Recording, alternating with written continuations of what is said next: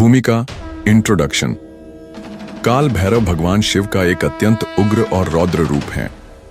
वे समय काल के अधिपति माने जाते हैं और उनका स्वरूप भयावह लेकिन भक्तों के लिए रक्षक होता है। इस अवतार का संबंध एक विशेष घटना से जुड़ा है जिसमें भगवान शिव ने स्वयं ब्रह्मा जी के अहंकार को समाप्त करने के लिए यह रूप धारण किया। कथा द स्टोरी। पुराणों के अनुसार एक बार त्रिदेवों ब्रह्मा, विष्णु और महेश के बीच यह विवाद हुआ कि इनमें सबसे श्रेष्ठ कौन है। ब्रह्मा जी ने अपने 5 मुखों के कारण स्वयं को श्रेष्ठ बताना शुरू किया और अहंकारवश भगवान शिव का भी अपमान करने लगे। ब्रह्मा जी के इस घमंड और अपमानजनक व्यवहार से शिव अत्यंत क्रोधित हुए। उन्होंने अपने क्रोध से एक अत्यंत रौद्र रूप की सृष्टि की, काल भैरव।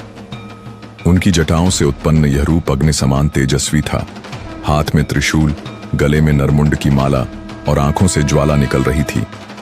काल भैरव ने तुरंत ब्रह्मा जी के 5 में से एक मुख को काट दिया।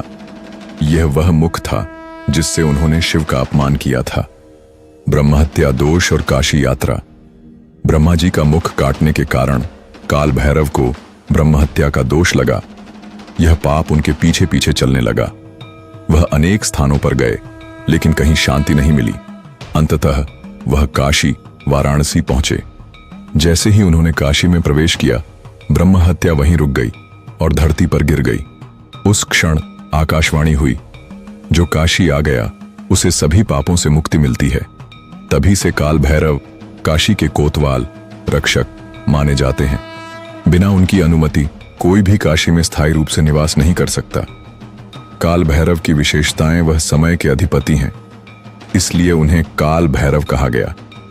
हर प्रकार की नकारात्मक शक्तियों से रक्षा करते हैं।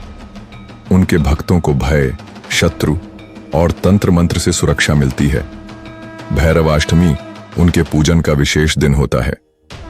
काशी का भैरव मंदिर, काल भैरव मंदिर, वाराणसी। काशी स्थित काल भैरव मंदिर को काशी का पुलिस स्टेशन भी कहा जाता है। कहा जाता है कि मृत्यु के बाद आत्मा पहले काल भैरव के पास जाती है, उसके बाद ही उसे यमलोक या मोक्ष मिलता है। श्रद्धा भाव से सीख यह कथा हमें सिखाती है कि अहंकार और अपमान का अंत विनाश है। शिव के भक्तों की रक्षा उनके उग्र रूप भी करते हैं। समय काल से बड़ा कोई नहीं और उसी पर काल भैरव का शासन है।